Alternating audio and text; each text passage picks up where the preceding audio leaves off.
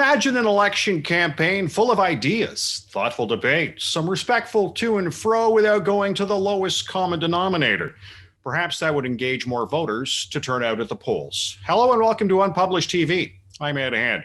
We're coming to you from a remote location and practicing physical distancing to enhance safety. Section 91 of the Canada Election Act aimed to take the misinformation and innuendo out of an election campaign. It could bring charges against a person for sharing misinformation, whether they know it's false or not. Now, the court ruled Section 91 was unconstitutional because it infringed on a person's right to free expression. It's an interesting dilemma, as it appears that it would allow the spread of misinformation because it's protected by the Constitution. The federal government has said it will not appeal the decision. How it will impact the next election, whenever that is still to be seen. Joining us on Unpublished TV for this discussion, joining us, Eve Gamon, graduate student at Laval University and an affiliate to Quebec's Observatory on the Societal Impact of AI and Digital Technologies. Duff Conacher, co-founder of Democracy Watch. Christine Van Gyn is the litigation director with the Canadian Constitution Foundation. And Sam Rouche is the executive director of Apathy is Boring. And our Unpublished TV vote question was, should Canadians be held responsible for what they say and transmit on social media? 40.7% of our viewers and listeners said yes, 55.1% said no, and 4.2% were unsure.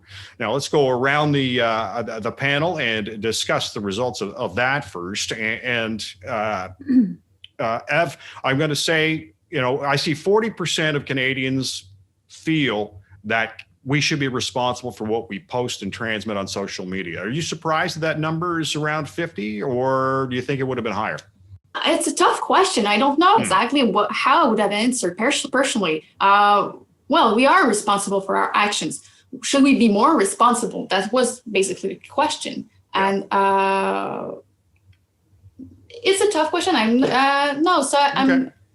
fine with the fact that 50-50. Right.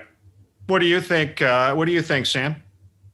It's interesting because I think that we have a sense as citizens that a lot of this sort of disinformation, misinformation ecosystem is quite corrosive and eroding our democracy in a sense. And I think a lot of us feel powerless to address it. So I could see how they would hope for some kind of higher oversight, and other folks might be more inclined for sort of more of an individual responsibility approach. So it's interesting to see how split it is. Yeah, I was a little surprised to tell you myself. Christine, what do you think? Did you think it's is that where the split lied that you thought it would have been, or do you think that more people would have sided with the judge's decision? I think the question is should be held responsible by whom?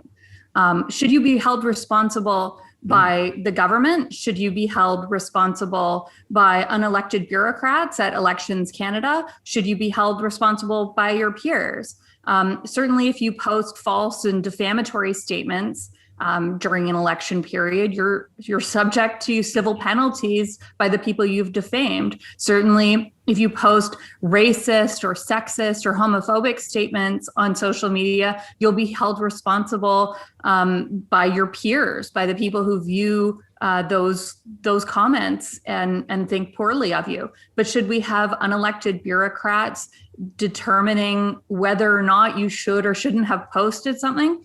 That's the crux of the question when it comes to this law that was struck down recently. And it was struck down because the answer is no. The government should not be the arbiter of truth, especially when some of those statements are not knowingly false. So I think it might the split here might indicate a lack of clarity in the question, I'm sorry to say. Okay, Ed. No problem. All right, Duff, what do you think? I was going to pick up on that. It is a vague word, held responsible, and so people would have many different notions in their head as to what that means. Picking up on, again, another point Christine made, the court didn't strike down the law because the government should not be doing this.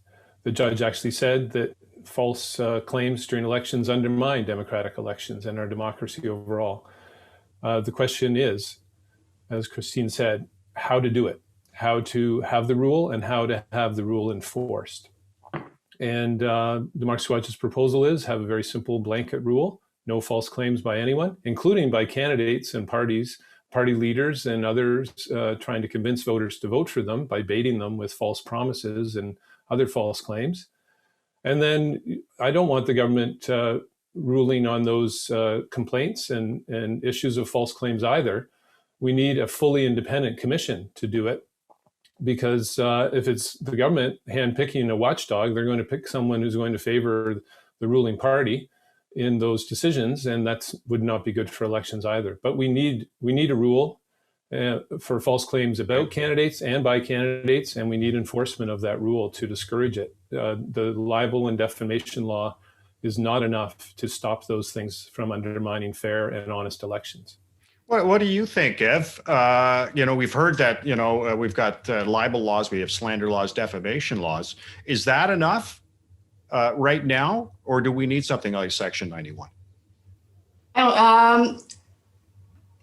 My big question about this actually is that we have had for a long time those kind of provisions against false claims, false information, and they've never been really used, except few times.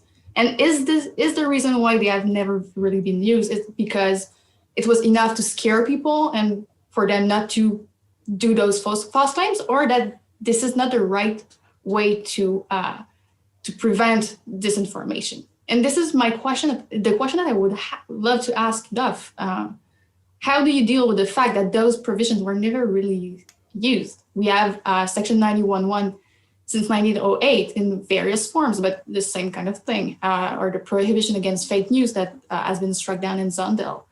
It was there for a century. And why do we not use them more often? What do you think, Duff? Well, they weren't used because the media was there to mediate, and the media would refuse false ads and not print false claims in letters to the editor or op-eds that people would submit. And the news media would be doing checks itself. Not to say that the media was 100% accurate all the time at all, but just that they were there to mediate. And also, you always had to prove that it was with the intent to affect the election results. And the Chief Electoral Officer and the Commissioner of Canada Elections, the two enforcers of the rule, both testified back in 2018 that made the rule unenforceable, because unless someone put a false claim up and then said, don't vote for this person or vote for this person or party, they would not be able to prove that a false claim just about a candidate was there to affect, with the intent to affect the election. Because a person could just say, no, I was just commenting on that person. I wasn't trying to affect the election. And you have to prove intent, which means, if you have no evidence that they intended to affect the election, you would not be able to enforce the law. So those are the two reasons why things were this. We haven't seen large complaints. Now we have social media where anyone can post and place ads and have something go viral that's false. And that's why we need a simple blanket rule that just says no false claims. It doesn't matter whether you're trying to affect the election results or not. Just no false claims about candidates, party leaders, party officials, and no false claims by them is the other rule we need, because the Commissioner of Canada Elections won't enforce the other false claims rule that's in the law that says they're not supposed to be making false claims to bait voters to vote for them. Just clean this up and have an independent enforcement commission, and we'll have much more fair and honest elections going forward. Sam, in terms of apathy is boring and the younger Canadians that you target, I'm wondering, when you talk to young people and they might be turned off of politics or elections, is this the kind of stuff that turns them off, or is it just too complex, or what's bothering them about elections? I think that there's sort of this difficulty with the disinformation ecosystem as a whole, which is that it doesn't necessarily, I think it erodes sort of our general trust in institutions, and sort of the tenor and tone of that debate, especially when you start getting into false claims, becomes difficult to overcome, especially if you're someone who only sort of pays attention during an election cycle. and kind of like checks out a little bit in between. But I think one of the important things to think about is that sort of the social media ecosystem in general is that these platforms are built to commodify your attention. So anything that goes up on there, as soon as it starts getting some traction, the social media platforms recognize that this is something that's getting attention and will prioritize it. So you're sort of exposed to the most incendiary, I guess, whether that's positive or negative, whatever's evoking emotion in people. So you're also seeing that stuff sort of drift up to the top of the newsfeed. And it is a way to get attention, which is to make sort of wild, snappy, quick, easy claims, and whether that's from elected officials or candidates themselves, or from sort of individuals who are looking to insert themselves into that space. And so I think what it does is it creates more barriers to engagement for a lot of young people, because all they see is sort of this, really aggressive, I guess, maybe the right word, sort of conversation that's happening around elections, and don't necessarily see sort of the stuff that's not polarizing, that's not pulling people apart. Now, the folks that you deal with and talk to the most are basically the generation that grew up with a smartphone in their hands. These are the people that know and love social media and technology. So when it comes to misinformation and the terrible stuff that we do see out there when it comes to election campaigns, do they know more that it's fake, as opposed to would they do their research into something like that, or would they just put it out there?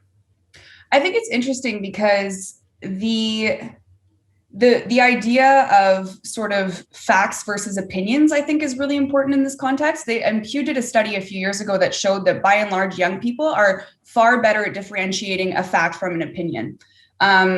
But seeing all of this information kind of floating around, as I said, does erode their trust. So I think it's a general sort of lower trust that they have sort of in everything. But I think the tricky thing about social media is that when you're seeing disinformation or misinformation being shared online, you're not necessarily thinking about it as, oh, this is the URL looks funny on this, or it's a meme. And I think it's not just sort of this anonymous source, it's someone you know or someone you trust that's sharing that information. So sometimes I think that can create a difficulty in seeing what's disinformation or not. Even if you're able to differentiate facts and opinions and all these things, it's still really challenging to navigate, because you might not have trust with institutions, but you might have trust with your auntie who's sharing whatever meme or article. Mm-hmm. Christine, you had brought up this earlier. The Section 91, you says it makes the law or the government the arbiter of truth and democracy.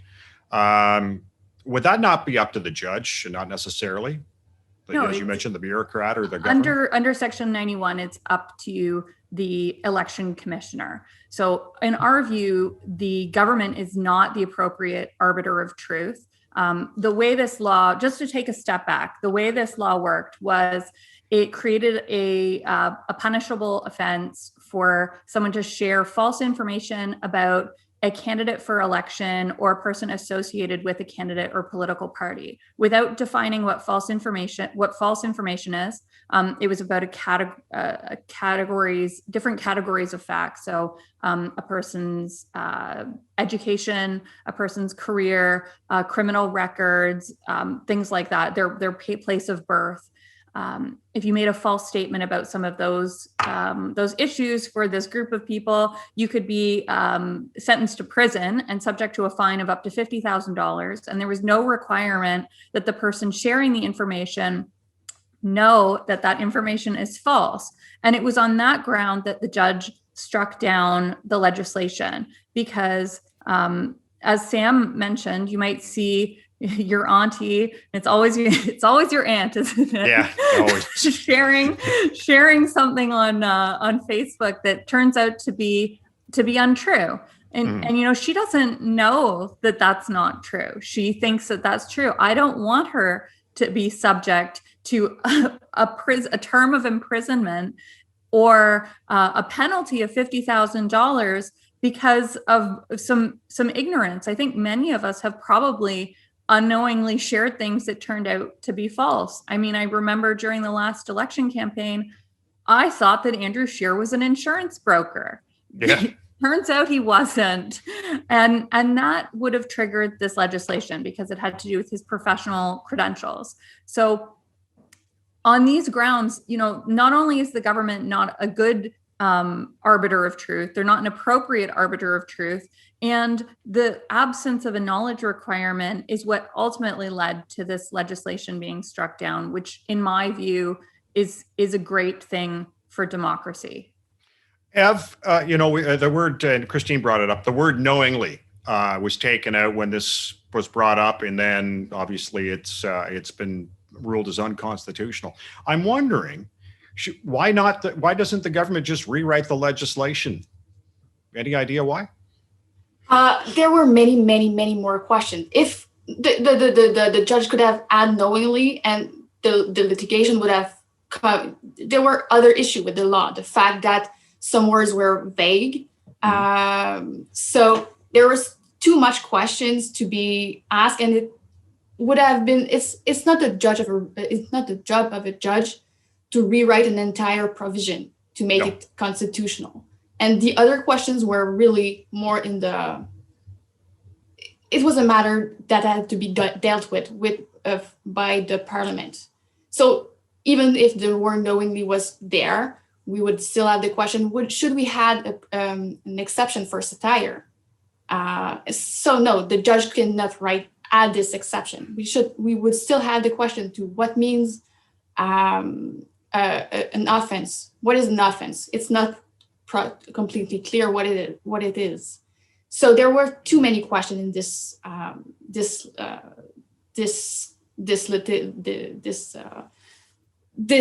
lawsuit. No, there was too many questions, and the judge took the easy path. I'm saying that with all due respect, it was the good thing to do, but she took the easy path to strike down the law and say, hey, government, parliament, go back to your drawing table, go back to your drawing board, and come back with something more in line with constitutional obligations and duties. Okay. All right. Ev, now, Duff, we hear the phrase spirit of the law quite a bit.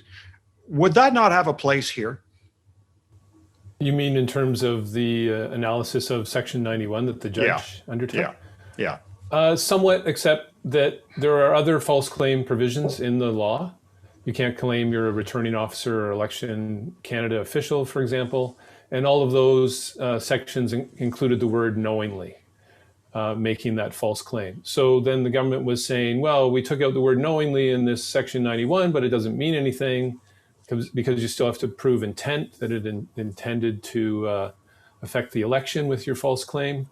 So intent's in there, and obviously that means knowingly. And the judge just said, well, obviously it did mean something because it's in all the other false claim sections. I think the word knowingly should be in there. You shouldn't be prosecuted for sharing something that you don't know is false. You can't know everything. This is the whole approach that's being taken by a lot of people is, let's just educate everyone in critical analysis, and then all voters will be able to tell what's false or true. And that's just impossible because you'd have to be an expert in every single issue area to know whether something's false or true. So that's not the way to go about it. The way to go about it is to prohibit false claims, make it knowingly so that the person who creates the false claim is the one that is discouraged by the possibility of being prosecuted. The Commissioner of Canada Elections is not independent enough to be enforcing this and does not have the resources to do it. We need a new commission. And the social media companies should be required to share the posts with them, and they should be able to stop posts and have them removed from social media if they're clearly false, and also take complaints.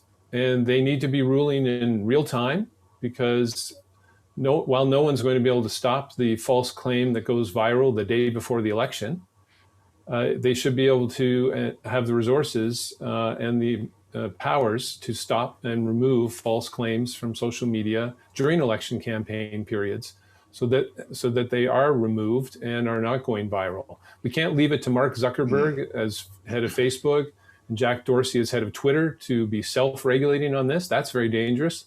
They're lobbyists. They're lobbying the Canadian government and political parties And so they have an interest in certain people being elected, always based on the platforms of the parties. We need a fully independent commission to do this. And it's needed to have fair and honest elections. It's far better than the alternative, which is an election that is dominated by false claims, a lot of them made through ad campaigns by wealthy interest groups to have an agenda and misleading voters so that they get the government that they are trying to buy, as opposed to the government that voters would really want if it was a fair and honest election. Christine, when we look at this 91 that was struck down, the focus seems to be on the user of the or who's going to share the misinformation. What we're kind of want to look at here now is, do we have legislation that focuses on the source of the misinformation, the people who are creating that content maliciously, knowing it's going out? So defamation law would be able to deal with both of those things, and as if the false information rises to the standard of defamation, and that's actually a much faster process than any type of government tribunal that we could imagine. I share Duff's concerns about false information. I think false information has been a long and terrible feature of elections. It is not a new feature in 2021. It has always been present, and it has always been a concern. But the best way of addressing it is not to create a new government commission, which would be slow, and these tribunals do not work fast enough to address something like that. And I also think that they don't have they're not positioned, tribunals, the government is not positioned to make the decisions on what is true and false. I think that the better solution, I do disagree with Duff. I think that educating people about how to think about information and encouraging engagement with false claims shows the falsity of those claims. Bringing a notice of like a libel notice, if the claim rises to that standard, will result in that being removed far faster than having recourse to a tribunal. So in my view, those are more workable solutions to deal with this feature of elections that has long been present. Duff, jump in there. First of all, lots of false claims can be made that are not defamatory. And so defamation law is not going to deal with that. Second of all, you're saying defamation law is enough. Okay, so a complaint is made and the person may retract it. If they don't, then you're going to before a judge. And I'm saying a complaint is made and would go before a judge, an independent commission of qualified people in terms of making judgments. It's the same system. And you're calling defamation law not government making rulings because it's a judge. And I'm saying set up a tribunal that is just as independent as any judge, actually far more independent, as Democracy Watch is currently challenging the federal judicial appointments system for being much too political, and have them judge and rule on false claims. That's as much government as defamation is government, if we're talking about judges doing it. So you can't use this word that government's not in the position to do it, but then say defamation law is in the position to do it, when defamation what we're proposing is a higher that they standard. would both be judges. Defamation has a higher standard. Those are the cases where it is appropriate to impose limits on expression when it rises to this extremely high level. And defamation actually has a lower standard because fair comment is allowed, and that's very broad. So that actually is a lower standard. You can make a false claim as long as it's a fair comment under defamation law. We need to stop false claims, and the way to stop it is to have an enforcement system that will stop it and penalties that will discourage it. There's nothing wrong with that. It's far better than having elections dominated by all sorts of social media posts that are false, that no one's ever held accountable for, and that affect the results of an election in ways we don't even know. My point on the standard is that there's no defined standard. There was no defined standard under Section 91, that it's left to the discretion of the elections commissioner. And my point about the speed for defamation is that often the point is to have the false information or the defamatory information removed. And generally sending a notice, a libel notice is a fast way of achieving that far faster than going to a tribunal and going through that lengthy process. And again, many false claims are made in elections that are not defamatory. So those are not going to be covered at all. And again, just to mention, we also need the rule to be changed so that it's clear that false claims by candidates and political party leaders and others trying to bait voters to vote for them are also illegal. Our elections right now are so unfair. If you think about fundamental voter rights, it's impossible to be an informed voter if false claims are allowed, because you can inform yourself all you want about platforms, et cetera, and follow the election really closely. But if you don't know what parts are untrue of all the platforms and all the claims, you cannot be an informed voter. But it's also impossible to be a voter who participates in the electoral process, in public debate, with the knowledge that, you know, the penalty of imprisonment or $50,000 fine is hanging above your head for unknowingly sharing false information. And I already agreed with that. The sharing should not be prosecuted. Put the word knowingly in there, and then the creator of the false claim will be prosecuted. But you're saying you want a system where people can create false claims and try to spread them.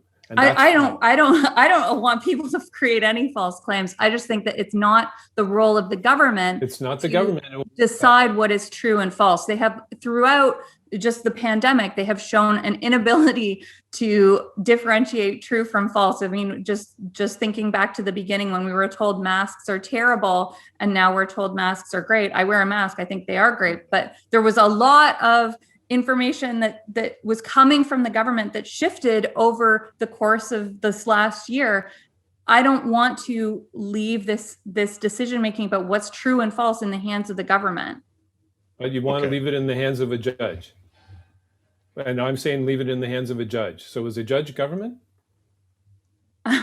I don't want to leave it in the hands of an unelected elections commissioner. As for judges, they can certainly rule on cases of defamation. All right, folks, I think on that. It was a very good discussion, folks. I don't think Section 91's coming back, but I think it would be interesting if they do look at trying to reapply it and do it knowingly, shall we say.